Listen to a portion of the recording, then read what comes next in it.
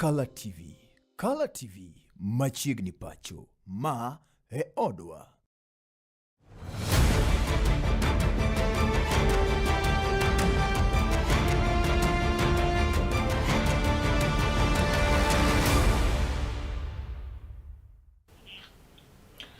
Gido kanyo ni Rio makare kama murama intiere ntulo makende makao marwa kini machiegni mano e chenro mar chuny wach machakore sani sa bich mano kada kosedi kanya dik nyaka rom kanyo sa auchiel mar odiochieng'. Gino kanyo ni intiere makare kama murama intiere gido kanyo ni geseche geki koro to inyo wende ni mupogore opogore kendo idhi nyime koda katije ni yono makare gino kanyo ni pinyno runi makare nyaka ne wachako odiochieng' ni makawuono matai e chenro ni enan Brenda Agenyo Nyasuba Nyanam kokalo wang jowi mari mar Color TV ka bende inyalo yudo wachiel kachiel mano e mbui marwa mar Facebook Color TV Live, mano mar Twitter Color TV, mano mar TikTok Color TV kachiel koda ka YouTube Color TV.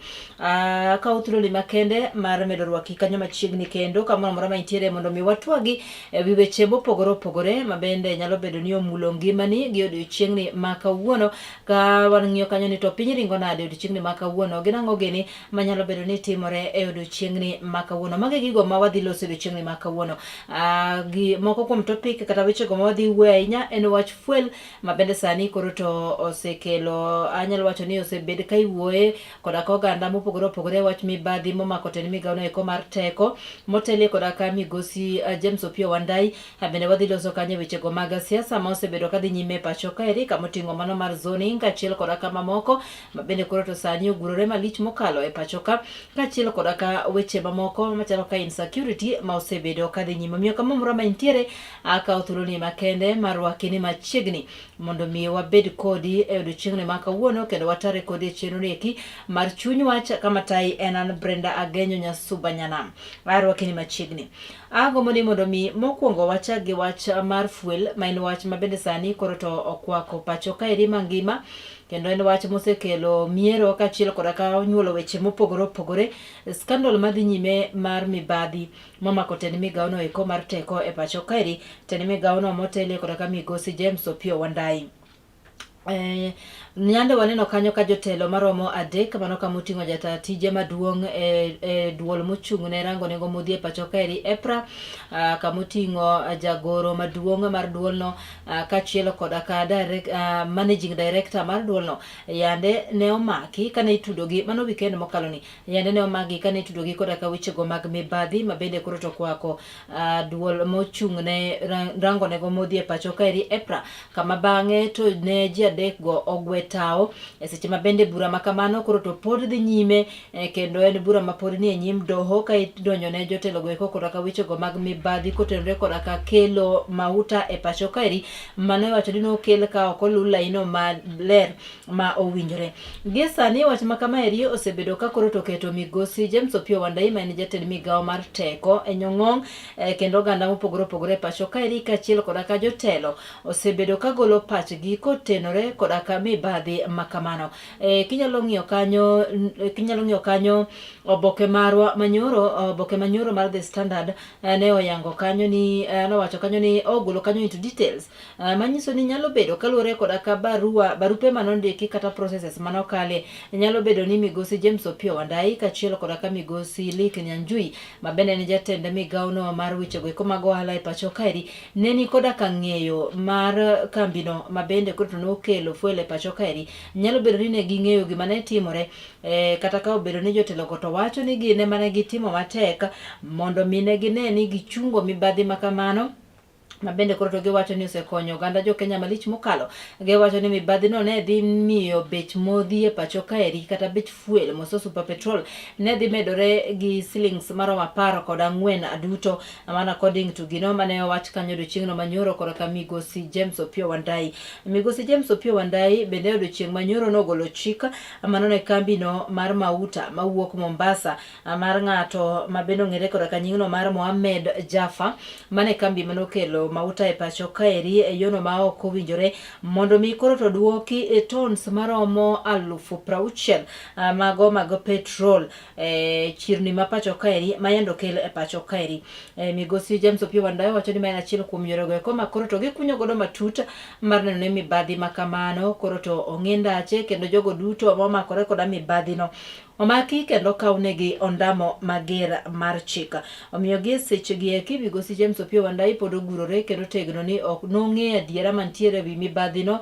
Omiyo ne bende sama nong'e wach mibadhi no ema nodonjore e wach no mar neno ni ochungo chenro makamano kendo ok otimore e pacho kae.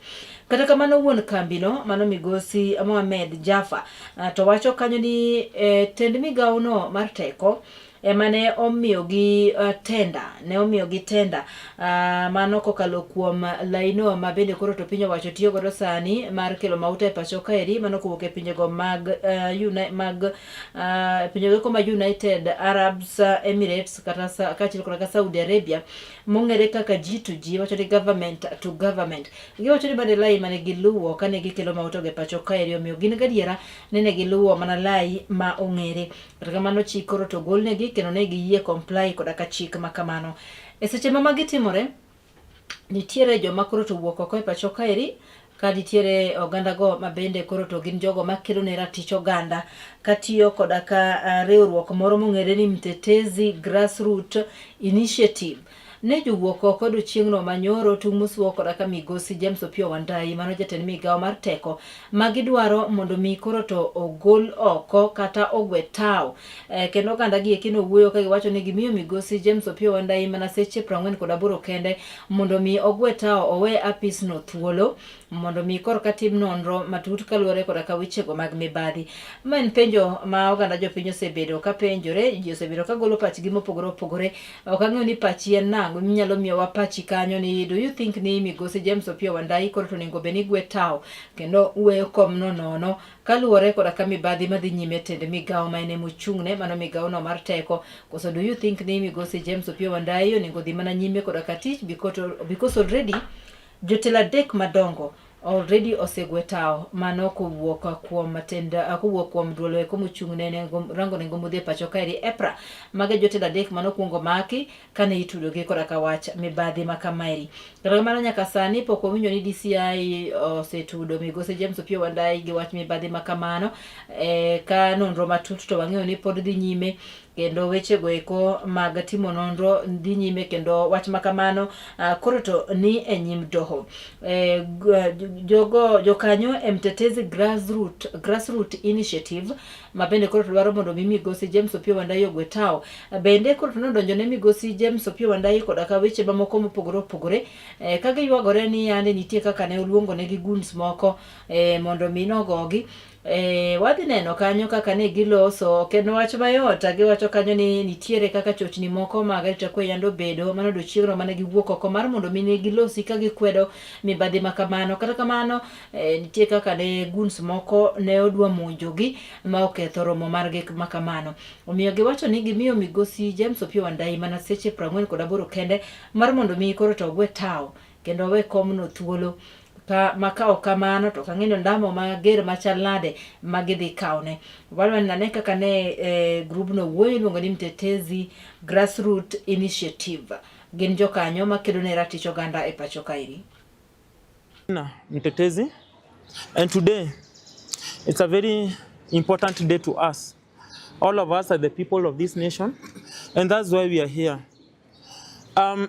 We have all seen whatever is happening. And during the long holiday, tuliona ma MDs wakiresign. Wakisema wataki kazi na wakisukumwa na Integrity Chapter 6. Ya ile kazi yenye walipatiwa na wananchi after kufail wakaona wa resign. Leo tulikuwa tumeita press pale Chester House 4th floor. Opiyo Wandayi badala ya kuresign ameamua kuweka koti yake chini na kutuma goons. I always say in 2024 kabla maandamano ya Gen Z ianze, I took a petition to parliament, and what we wanted is a finance bill yenye inaangazia malilio ya Wakenya wa kawaida. And we gave the government 7 days, failure to which itabidi sisi tumeonana nao hadi Wakenya wapate malilio yao. Leo naambia Opiyo Wandayi, mimi kuita press is using diplomacy. Other is a magoon because I learned it from my father, the late Raila Amolo Odinga. Akunanga mjaluo muoga, na akunanga mjaluo mwenye amepitia kwa maandamano ama kwa mikono ya Raila Amolo Odinga muoga. Venye umetuma goons leo, within those 48 hours, kama hautakuwa umeresign, itabidi tumeonana na wewe na umeonana na wananchi. This country is riddled with scandals. From sugar with mercury to substandard cooking oil, today we are talking about another triangle of wickedness that is implicating the Ministry of Trade, Ministry of Energy and Petroleum, and KEBS. These three parastatals or organizations in this country connived to import substandard fuel into this country. As a consumer, as an active citizen, as a Kenyan, I'm concerned. I have a vehicle, I have a motorcycle. Will my motorcycle, will my motorbike and my car consume that substandard fuel? And will the government compensate me for any mechanical damage to the engines of my vehicles? Forms a policy level chain now under investigation, raising serious questions about accountability at cabinet level. Mtetezi notes that junior and technical officers have already faced arrest, interrogation, or removal, yet the cabinet level principals whose offices appear in the same approval chain remain in office. This creates a perception of selective accountability, undermines public confidence in the integrity of investigations, and risks interference, direct or indirect, with ongoing inquiries. The doctrine of public responsibility requires that where ministerial offices are implicated in decision-making, leading to potential public harm, the holders of those offices step aside to allow impartial investigation. Ora kamano ineno kanyo kaka iluongo ni jokanyo makelo ne ratich oganda ko kalo kuom riwruogno mar Mtetezi Grassroots Initiative wuok ko tung' musuo koro ka migosi Opiyo Wandayi. Anyway, wadhi neno kanyo ka seche 48 mabende gimiyo kanyo migosi Opiyo Wandayi orumo ni to action mane magidhi kawo ne porno ni ok ogwe tao kaka giwachono. Bende oganda jopiny pod oketo nyong'ong kendo wadaneno kanyo ni to mibadhi madhi nyime mano eten migawono mar teko koro to biro rumo nade. Bende wacho kanyo ni nyalo miyo wapachi kotere koro ka wach makamano nyalo golo pachi kanyo kokalo mbi marwa mar Facebook mar Kala TV live iyudo wakanyo achiel kachiel. Mara riego mondo mawuoye weche gweko mag insecurity ma osebedo kadhi nyime e gweko mag Ahero kata e kaunti ni ma Kisumu. Tenye gwengo mag Ahero en insecurity ma ok ochakore sani be ok ochakore kawuono e kinde machieno waseneno ka luongo ni rowere gin rowere ma pod yot kana atemo ng'iyo kanyo pichni mag jogo kata rowere go eko mitudo gi timbe mag njore ma bende koro to jogweng' nyocho wuok oko kendo onego ka gitudo gi weche go eko mag njore ka ng'iyo gi tano ka gin rowere ma pod tindo ok gin joma maybe osekoma gin rowere ma pod tindo omiyo nyaka gi seche gi eki wacho ni tension pod nitiere gweng' eko mag Ahero kaluore koda ka wach nek ma bende koro to wuok chakore gwenge ma kono maeri en kaluore koda ka koso arita kwe ma osebedo katimore e kinde machien. Wach ni eki osebedo kadhi nyime kuom anya paro ni from last year osebedo ka koro medore malich mokalo but nek ma aoyaye ma jonjore osebedo ka monjo godo johala mano e kar ohala no kata e boma no ma Ahero en wero mosebedi kiwero to ahinya e gwenge eko makono koda ka jopiny osebedo ka wuoyo kendo wach mosebedi kiwacho e kinde ka kinde kikwayo mondo mi jogo kanyo e sekta no mar arita kwe to ahinya e kaunti ni ma Kisumu owuog oko mar neno ni gichiwo arita kwe ma owinjore. Kata kamano jopiny nyalo wuok oko jopiny sani koro to wuok oko e gwenge mag Ahero kendo giwacho ni koro to gidwaro rakore achiel kachiel koda ka jogo ma gichich godo ni nyalo bedo ni gin moko kuom jo maundu kata chije ma osebedo ka monjo jopiny maonge richo moro amora kendo mayogi to kendo ginego nyaka ji kendo jomoko giweyo koda ka ng'ol mopogore opogore. Omiyo wach insecurity osebedo matek e gwenge mag Ahero omiyo gisani koro to medore malich mokalo ka jopiny koro to wuok oko kendo ka ochike lwetgi yande ni maneno kanyo ka on one day ne ginego kanyo ji maromo 5 ne ginego kanyo jawuoyi maromo 5 duto ma itudo kodaka kweth moro mar timbe go eko mag njore maluongore ni chude mane nying ma giluongore godo, giluongore ni chude ne waneno kanyo ka yando negi, kendo nek makamano nosedhi nyime ka koro to kwetha mag rowere go eko bende waneno kanyo kowuok oko. Gini bende koro to gimanyo moko kuom jopiny, kendo koyudi to gimako yande ginego kanyo ja boda moro achiel. En lweny ma pod dhi nyime gwenge eko mag Ahero.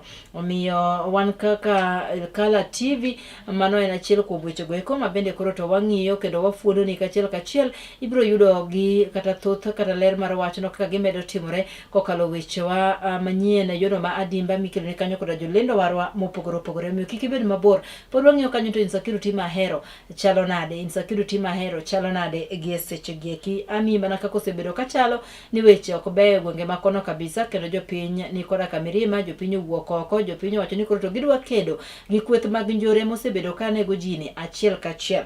So mane kaka osebedo kachalo e gwenge go mag Ahero.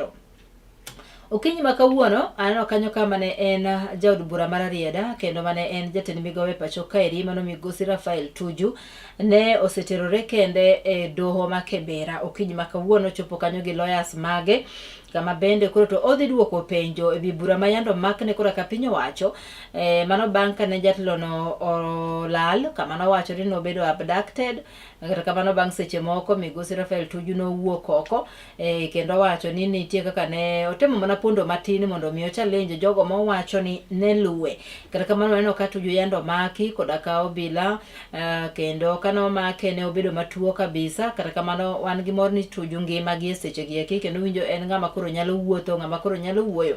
So migosi Rafael Tuju okinyi ma kawuono ni osemolo e do ma Kibera, odhi duoko penjo.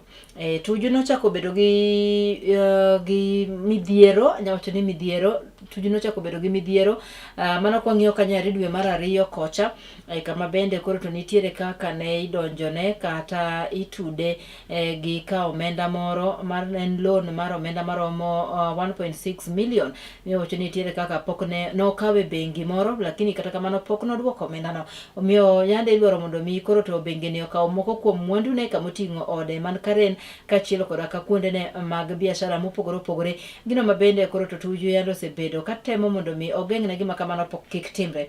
Bang'e Tuju nowacho kanyo ni nitiere ka jomoko yande luwe yono ma ok owinjore, kendo ngimane ni kuma rach. Kama bang'e to ne waneno ka Tuju olal for hours kuom seche moko madhi buora ka pod imanya makae to bang'e to noyude kata no owuok oko e lela, onyedhore e lela kende. Wacho ni oyo jomoko ne luwa, omiyo naluor ne ngimana, omiyo ne amanyo kaka nanyalo weyo nyamburko na kae tapondo ne joma kamagi mondo mi koro to nares ngimana. Kata kamano piny owacho no make ka itude gi ne chiwo wrong information to the public, kata ne itude gi riambo gi weche go mag miriambo amani tude godo. Okinyi ma kawuono migosi Rafael Tuju ochope dono eko ma Kibera, kama bende koro to odhi duoko penjo kotenore koda ka ketho nero manodonjne godo. Ok wang'eyo ni ang'no chal nade dono ma Kibera, but mago ang' ni yude weche manyien mano e seche mabiro kanyo koromo saa 7, saa 10, saa 1, saa 3 mar otieno. Analumo ni gimana ka gitimore mondo ming'e ni to weche chalo nade gi seche gieki. Bende bang' kosewuoyo kuom insecurity ma Ahero, wan kanyo gi lweny ma bende sani koro to dhi nyime e gwengego mag Ramula mayudore kar chung'o bura mag Gem mano e kaunti no ma Siaya. En lweny ma bende koro to omuoch e kind obila koda jopiny kachiel koda ka kambi moro mochung' ne kunyo mula, kambi no mong'ere kaka Shanta. Lweny ma kamaeri ok en lweny mochakore odiochieng' manyoro, en lweny ywaruok mosebedo ka dhi nyime e kind jopiny koda ka kambi no mar Shanta, en kambi mar kunyo mula ma bende koro to dwaro mondo mi gitim chenro mag gedo e gwenge makono. Kata kamano jopiny oramo kendo dagi ni ok ginyal yie mondo mi koro to dar gi dara ovyo winjo kamano ni mano kuma gisebedo ka gidakie for thuolo malach, kendo mano en kanyo ma gisebedo ka ging'eyo kaka kargi mar jot. Kata kamano kambino yande wuok oko mowacho ni oganda jopiny mibiro dari e lopegi kata miechgi kuonde ma gidakie mondo mi ochiw thuolo ne kambino mar kunyo mula mondo chenro ma kunyo mula odhi nyime kanyo. Gin jogo ma bende koro to gibiro neno ni jogi omi omenda, jogi biro neno ni omigi oboke mar yudo lope mamoko ma ginyalo dake. Kata kamano oganda mar mula ojam kendo gitamore ni mano gima ok ginyal yie godo, mano gima ok nyal timore. Gima nomiyo oganda go yande nowuok oko ka ne gibago ng'anyo ma gimonjo nyaka steshend obila. Ng'anyo ma kamano nokelo tulo ma bende koro to weyo ka nyaka sani ji ariyo nosewito ngimagi. So mano en achiel kuom gigo madhi nyime e kaunti no ma Siaya, e gwenge mag Ramula mayudore Gem, kar chungo od burano ma Gem e kaunti no ma Siaya gi seche gieki. En lweny kendo pod liet e gwenge ma kono. Odiochieng' manyoro ne waneno ka jokanyo mano jokanyo e tend migawo no mochung' ne rango kanyo ni mwandu manie bwo lowo ne owuok oko mar ne loso e wi wach makamano, kama bende koro ne giseyo malich mokalo okang' mamalo mano monja kata tulo mane omuoch e kind jopiny koda ka obila. Tulo no mano weyo ji ariyo ka osewito ngimagi. Ano ka jotelo go wuok oko odiochieng'no manyoro kendo ne giloso kora ka jofwamb weche, kama bende jafwambo marwa Goblis, Felo Goblis Ochieng' en achiel kuom jofwambo mane ochopo kono mar neno ni okawo ripot makamano kendo kelonwa achiel kachiel. Oganda go eko, jotelo go eko koro to ochayo monj makamano. Kata kamano jotelo go wacho ni piny owacho oko bro neno ni oganda go eko midhi dar e lopegi, oganda go eko makoro to idhi dar e kuondegi ma gisebedo ka gijote, idhi ne ni omigi konyruok mowinjore kata gibedo compensated. Gidhi neno ni jogi oyudo kaka nyalo dak e kuonde mamoko, kendo gidhi neno ni jogi oyudo omenda ma bende koro to dhi konyogi e chako ngimagi. Bende neno ka giwacho kanyo ni gero kambino mar kunyo mula e gweng' makamano en achiel kuom yore go eko ma bende koro to biro neno ni oganda to ahinya vijende kuwuok e alwora no e gwenge ko mag Ramula oyudo tije mopogore opogore. Wane ane ni to Felo Goblis ane okelonwa lipodno e yo machalo nade. Kotwako dute fwambo, jagoro mongirore e migawo no mar mwandu mag lowo migosi Harry Kimtai oyango ni chik ochiwo ler makare kaka kambi mar Shanta owinjo chak tije e kar kunyo mula mar Ramula. Provides for that once you've been granted a license, you should start operations, mining operations within a period of 6 months. We've received, because of these challenges, we've received a request for extension of time by Shanta Gold so that they can delay the commencement of the operations, because the communities, part of the communities seems not to be giving them the go-ahead. Migosi Kimtai bende omedo lero ni kata obedo ni doho nomiyo kambino teko mar dhi nyime gi chulo weg lope kar kunyo mulano, kendo jopiny noyie, to nitie achudhe mosewuok oko kasemo jopiny e yor tulo mondo kik gidar. Courts ruled that let the process continue, let those who voluntarily want to move be allowed to engage with the Shanta so that they are able to be relocated to a suitable alternate land that they have chosen. The problem that we have currently is there are few of those members who feel that if they allow these members of the community to be resettled, then they are going to lose. Their intentions, we have not yet established. I think we are trying to find out what is their intentions. Number one, they are not coming out to engage the ministry, which is responsible for licensing. We only hear when they see Shanta, members of Shanta starting to engage with the community, they go and cause disruptions. And I think the houses that have been burnt are those who are willing to be relocated. And therefore they feel they need to attack those members of the public. Okwede jogo mosebedo ka kelo tule kar kunyo mulano, kendo lero ni biro kawnegi okang' mar chik kaka dwarore. Komedo yango ni kar kunyo mulano en mano mabiro kelo ber mathoth ne kaunti no ma Siaya moloyo to jogo mawuok e gwenge mar Ramula, kendo ok ber kitugo kode. This has crossed what is called genuine public participation, where we consult. This is now criminality. For us, I think we want to leave it to the law enforcers to ensure that those culprits are arrested and they are prosecuted. To allow the project to proceed, because that's a project that will benefit the country in terms of royalty that they will earn, the county in terms of sharing of the revenue.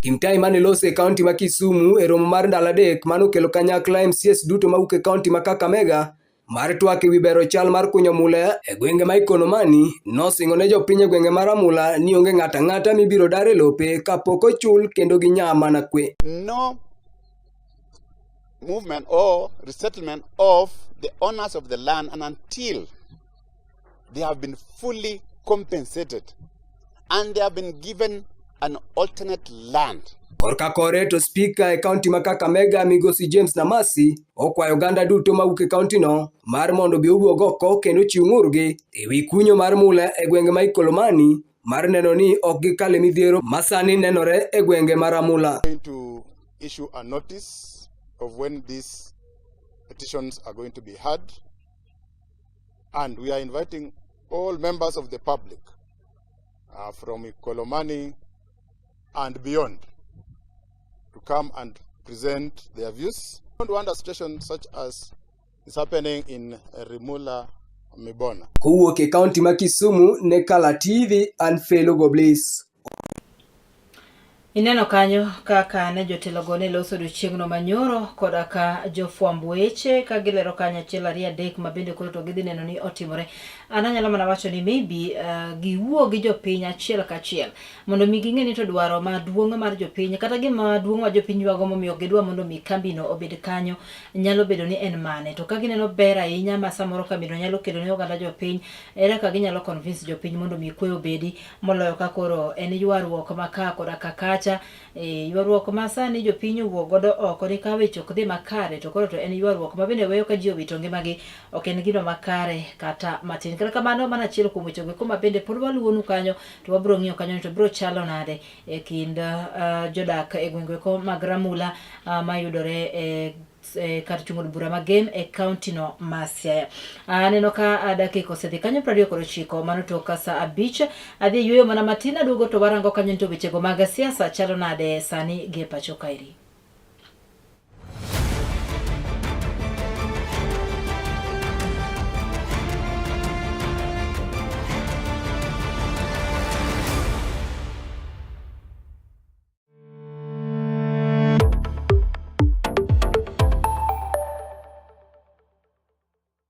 Be in jalno mamanyo gige gedo motegno, mabeyo, mabudho, kendo maopodhi?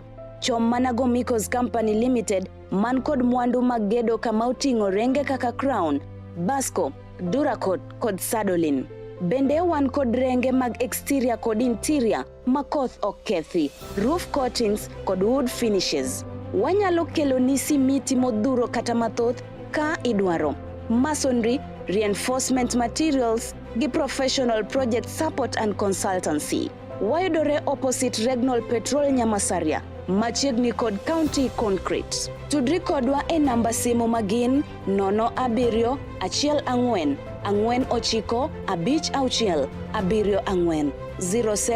14 49 56 74 0714 495674 kata 07 28 66 38 55 0728663855. Gomikos Company Limited, your trusted building partner.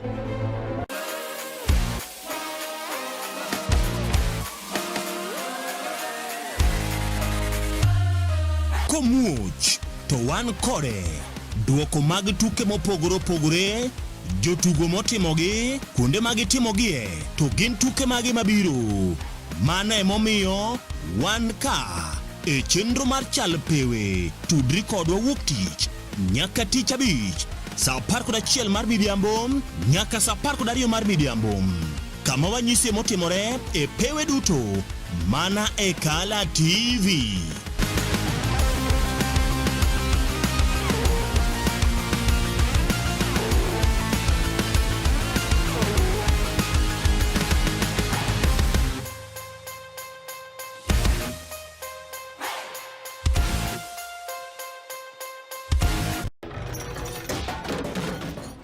Kisebedo kod odiochieng' marabora e sikunde ka iduogo pacho, yud thuolo mar kweyo pachi kendo bedo gi mor e chenro mar Bang School.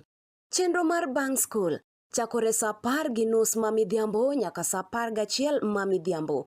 Kama inene katun mamori, ipuonjori weche mathoth, ibedo kod mor gi nyiero motimo Cathedral. Kik bai, Bang School, chenro manigi mor lilo ne nyithindo duto. Kala TV, machiegni pacho ma e odwa.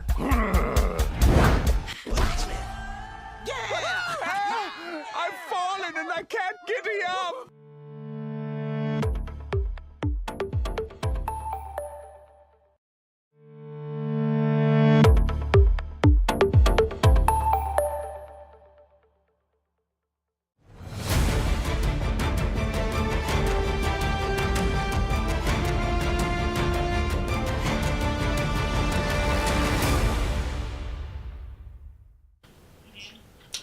Wechego mag siasa ma bende kuroto wang'io kanyo mano banka wasedhi yweyo matin kendo waseduogo kae chaka rwaki kendo ni machiegni mondo mi watudre kodi sechegi kichenro en chuny wach kama tai en Brenda Agenyo Nyasuba Nyanam. Wang'io wechego ko mag sendo sani siasa chalo nade e pacho kaeri. Mokwongo odiochieng'ni ma kawuono ker ma pacho kae kata jatend piny owacho Laktar William Ruto dhi romo kodaka mane en jalupne kendo jatend buch sano mar DCP Migosi Rigathi Gachagua gidhi bedo e romo achiel odiochieng'ni ma kawuono. Kana ng'iyo kanyo aneno ka Migosi Rigathi Gachagua already ne osechopo e romo makamano.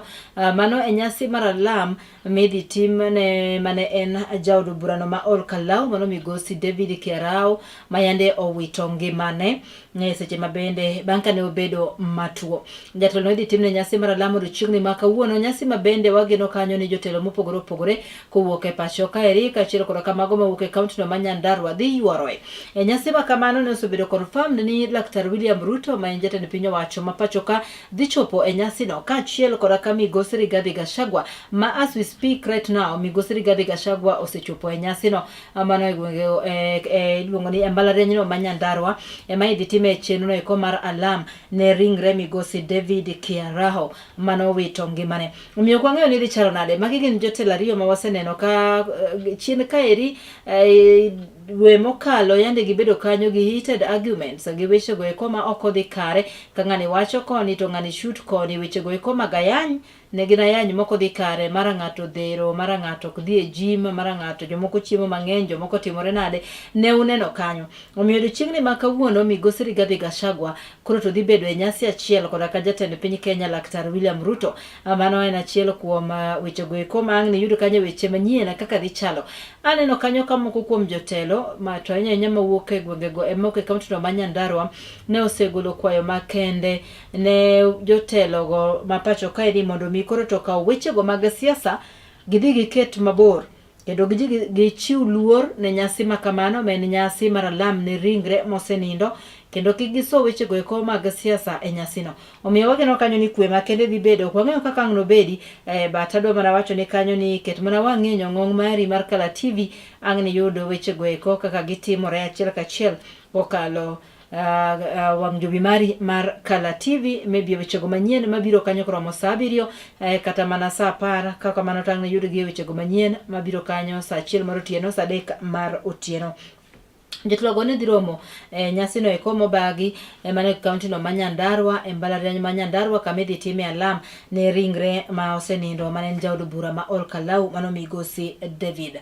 Wakwayo mana ni kwe makendo bedie kind jotelo ariyogo kendo gibole wechego mag siasa gi pogruok kaka achiel kod akayany maybe giket piny kawuono mondo wanene kaka ginyalo kelo kwe kachiel nyasi makamano kendo chiwo luor ne mosenindo. Mano achiel kuom wechego eko ma watege kata ma wang'iyo ni to ang' ne bed nade jotelo ariyogo koromo bende samoro kwe nyalo bedo. Waseneno kinde duto ka maybe kuonde ma Migosi Rigathi Gachagua dhiye e rombene ndalo machien kaeri ka nodhi kata leme kanisa ni whatever. Tuneno kanyo ka goons, weche mag goons, ko bede bila diro tear gas and all that. Koro kwang'eyo ni kawuono dhi chalo nade. Kata kamano Migosi Rigathi Gachagua nosechopo e mbalariany no ma Nyandarua kama nyasi ma kamano dhi timore. Kendo wan gi geno ni Laktar William Ruto bende koro to dhi bedo ni dhi chopo e nyasi ma kamano. Pod wantiere mana wechego mag siasa ma bende sani koro to maling'ling wachore ni nitiere kaka jalup ker ma pacho kaeri mano Ngire Kithure Kindiki. Sani koro to chalo kagima duoko chien wechego eko midiro mayando sebedo kod diro ne Migosi Rigathi Gachagua. Sani koro Kindiki wuoyo gi ton mopogore, osechako loso wechego eko wuoyo gi ton mopogore ka odiochieng' manyoro no kanyo kane Migosi Kindiki kane loso mano e nyasi mar ne atimo alam ne ringre ji 16 mano wito ngimagi kokalo kuom masira mar wang' apaya e gwenge ko mag Nyeri. Migosi Ngire Kithure Kindiki no wuoyo kanyo odiochieng' manyoro kowacho ni enonge koda kasigu gi jatelo moro amora. Mago gik manosetimore manosewere godo, weche mag ayany mosebedi kiyanye godo mambe samoro osebedo kodiro kocha, gin gigo makoro to weyo. Kindiki tiyo gi now forgiving tone, forgive kendo were godo kowacho ni siasa en gima bedo kawuono to keto siasa pod nitiere nyaka odiochieng' makiny. Omiyo wacho ni ok ong'eyo kaka odiochieng' makiny nyalo chalo. Omiyo Kindiki wano ka koro to wuoyo gi tono ero mar forgiveness, tono ero mar unity. En okwayo kwe makende kendo okwayo no oganda kuok e gwengo mag Mount Kenya koro to riwre kanyakla mano motelo ne yiero mabiro higa mar 2027. Kang'eyo kuma mano nyalo kete pachi nyande chien kaeri ne yule mtu hawezi kabisa, wakati wake hakuna kinye alifanya, hakuna kinye atawafanyia. To kocha bende duoke ni huyo mtu wa soprano na ene bero duoko ni mimi usinijaribu, mimi sani maneno ka koro siasa maru usinijaribu, mtu wa soprano and whatever. Rumo kendo Migosi Ngire Kithure Kindiki koro kwayo mana kwe makende makoro kwayo kowacho ni en weche mang'eny koro were godo kendo onge gi wach mora mora gi jatelo mora mora pacho kaeri kowacho gi ni siasa en kawuono to kendo siasa en makiny. Mano nyiso ni weche nyalo bedo ni samoro ok dhi makare kamoro. And remember ni duono buch siasa mar ODM bende oramo kanyo ni kagidhi timo gino miluongo ni twak kata keto winjruok kaka gidhi tiyo e higa mar 2027 kendo gidhi siro Laktar William Ruto namo mare mar dwaro bedo kere pacho kaero namo mar 2. To gima duong' ma nyaka gidhi ginene otimore en ni gidwaro 50-50. Nyiso ni gimbe gidhi dwaro kom mar jalup ker. En waneno ka jalup ker osechako wacho wechego eko to unite, let's unite, forgiveness and all that. So kami nyalo kete mano ine ming'eyo. An mano kelo gimoro e pacha ni nyalo bedo ni samoro 2027 weche ok nyalo bedo maber ka wago kanyo kapok wago 2027. Changes moko maybe nyalo bedo politically. Anyway, mago gin achiel kuom gigo mabende wang'iyo kanyo kaka biro timore, kaka biro bedo, ibiro yudo gi achiel kachiel kokalo wang' jowi mari mar Kala TV. Migosi Rigathi Gachagua bende yande waneno kanyo ka chalo kagima winjruok moro dhi nyime e kinde koda kama ne kere pacho kaeri mano Migosi Uhuru Muigai Kenyatta. Mayande owacho ni ndalo machien kanyo Migosi Uhuru Muigai Kenyatta nowacho ni bedo ka yando neno mana TV, eno ko wuo, eno ge gimotimo, neno mana TV, kaka jotelo wuoyo, kaka jotelo bayo wach, kaka weche timore. Kata kamano wacho ni sani koro weneno TV, ameanza kusikiza ground. Chako winjo ni to ground wacho nade, to ground piny kuotho nade oko kanyo. Omiyo wacho ni ko winjo ground maber, to ground koro wacho ni kanyo ni jotelo go manie opposition duto, jotelo go manie kuotho makwedo piny owacho mong'ere kaka United Opposition, koro to yore obed gimoro achiel kaeto giyier jatelo achiel ma gibiro siro e kendo yiero maduong' mabiro e higa mar 2027. Mano yo kende ma ginyalo yombo godo e pacho kaeri. Mago gin wechego macho wachi koda ka Migosi Uhuru Muigai Kenyatta mabende koro to liekore ni kata obiro ni gisebedo gi bad blood between him and Migosi Rigathi Gachagua.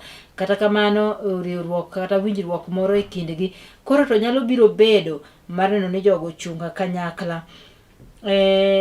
Jotelo go mawuok e gwenge mag Mount Kenya, an kang'iyo gini matut aneno ka gima gichalo gima gidwa ni mondo mi giriwre giwach one voice. Mount Kenya kik tem mibarore mano 2027 election. Gimoko ng'eyo ni to gibiro chungo ng'ato e gwenge mag Mount Kenya mabiro chung'negi e laro kom mar ker. Wang'eyo kanyo ni Mikai Martha Karua yando osewacho kanyo ni obiro chung' e laro komno mar ker. Yes, bende duond buch siasa mar Jubilee mano mar Migosi Uhuru Muigai Kenyatta yando wacho kanyo ni gibiro siro Migosi Fred Okengo Matiang'i kaka flag bearer margi. Wabiro neno kaka biro bedo e mbele kanyo, but neno ka jotelo mawuok e gwenge mag Mount Kenya as we speak right now, they're trying to unite mondo mi gibed gimoro achiel kendo giwach dhok achiel. Gitemo riwore kendo giweyo chien pogruok mag siasa ma osebedo e kinde machien. Mane gima duong' maneno ka neno na mano kang'iyo siasa ma pacho kaeri kaka chalo gi e sani.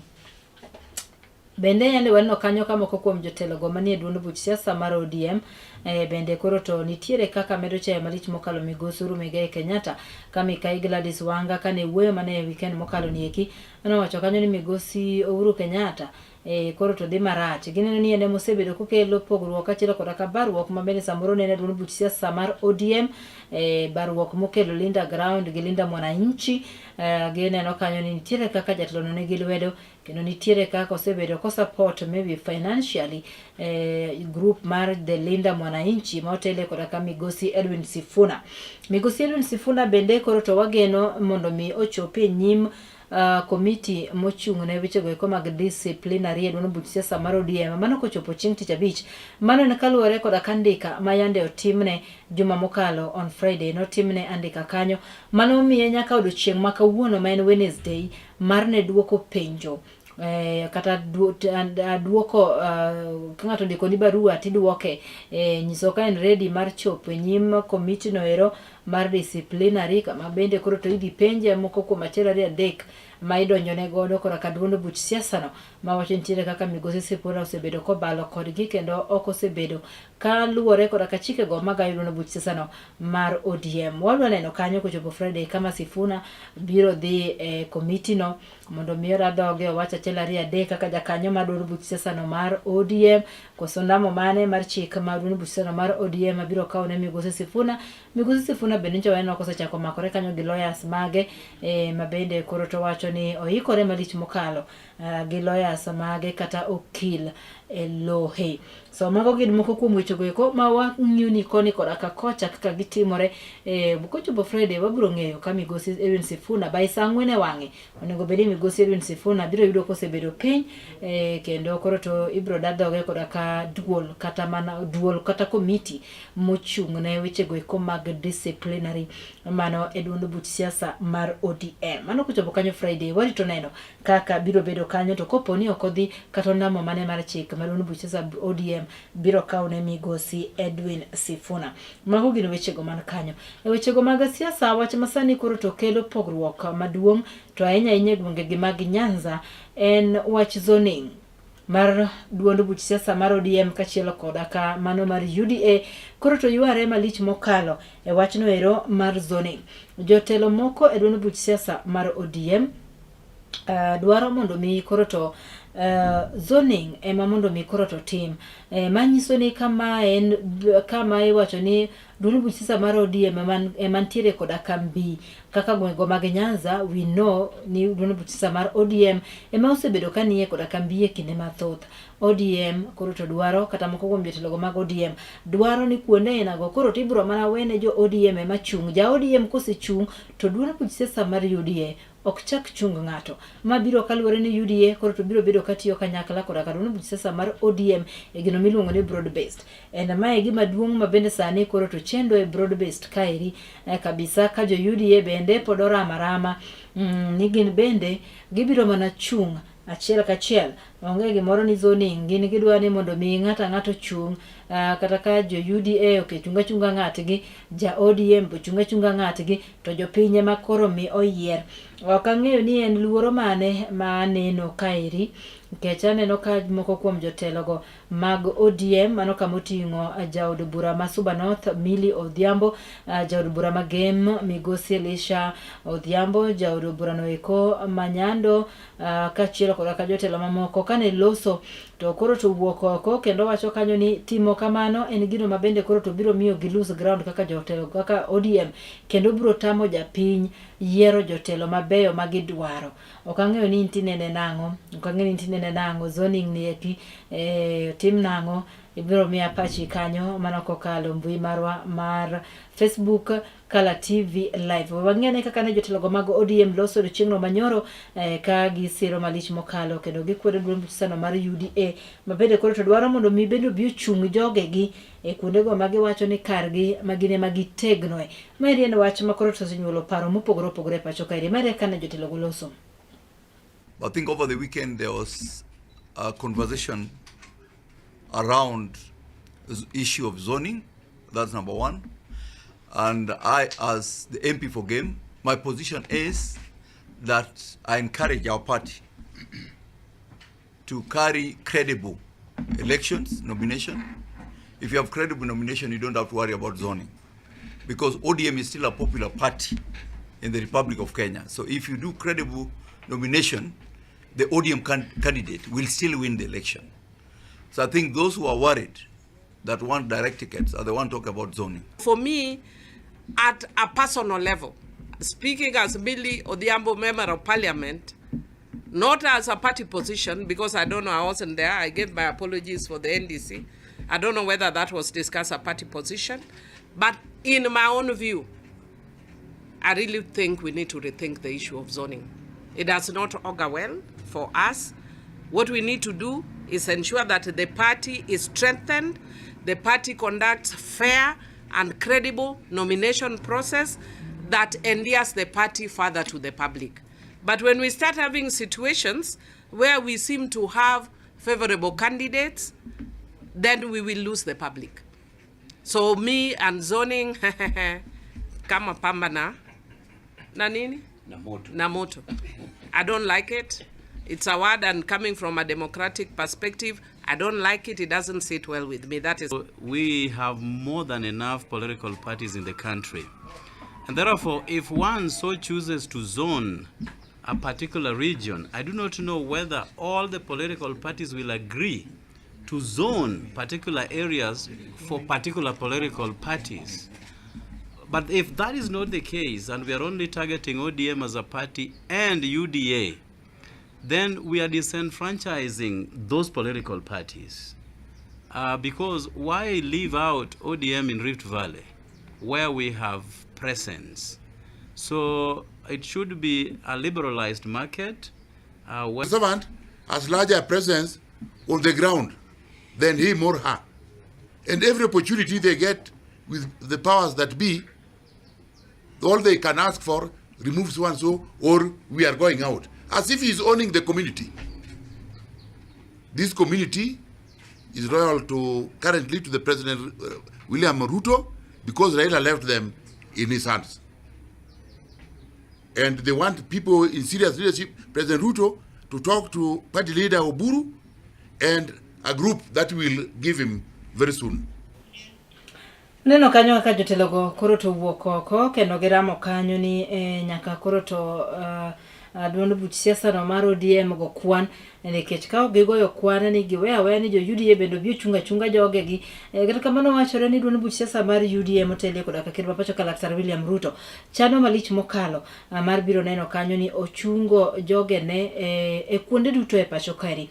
So many people ochungora ka otiko mar duond buch siasa no mar UDA to anya kata gwengego mag Nyanza kendo wang'eyo gi list nyocho wuok kanyo kuonde moko jo UDA ochung nyaka ji ari gilaro kome mopogore opogore e gwengego eko makoni. Mae wach makelo luoro kanyo ne duond buch siasa mar ODM. Okang'eni ni pachien nade pachien nade kineno wach makamano.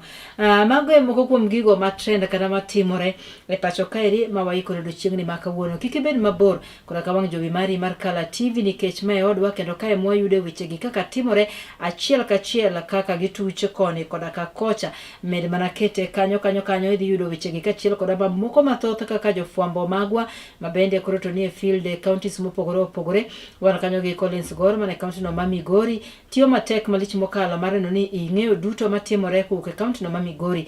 Bende Kisumu kaeri wan kanyo gi Felo Goblis kachielo koda kanya wadwa Adoyo Justus gi seche gi eki gine fil kendo gitiyo matek mar neno ni yudo weche gi eki kaka gitimore achiel kachiel. Bende ikri kanyo ni koromo saa 7 romo kanyo saa 7 mar odiochieng' kendo nyaka saa 10 mar odiochieng' yudo kanyo weche manyien yuno ma adimba kikelo ni kanyo koda jolendo marwa mano kama oting'o Joash Odhiambo Mitula kachielo koda ka Nelia Chieng' koda ka Julian kachielo koda ka Tracy Ouma. Weche gi duto waluwo ni achiel kachiel kaka gitimore mana kaka gituch koni koda ka kocha kendo wakelo ni gikokalo wang' jowi mari mar Kala TV. Med mana kete kanyo bende nyalo yudo weche gi kachielo koda mamoko kata nyalo yudo wa e chenro mamoko mano kokalo Facebook page marwa Kala TV Live, mano mar X Kala TV, YouTube Kala TV kachielo koda ka TikTok Kala TV. Mane chenro mar chuny wach kama tayo chenro ni enan Brenda Ganyonyo Subanyanam warom kendo chieng' machielo kuom ng'uono mar Nyasaye. Oriti masani.